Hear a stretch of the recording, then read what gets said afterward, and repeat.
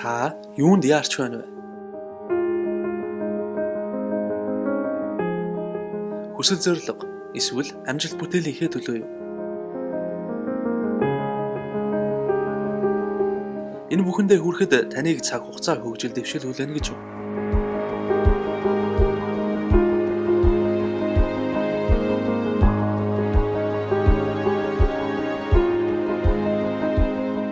Таны өнөөдрийн хөдөлмөрийн үр шим ирээдүйд тань хэрхэн нөлөөлөх вэ?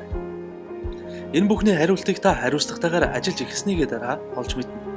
Харин бид таныг тэр замд нь итгэлтэйгээр хөтлөх гүүрүүлээ.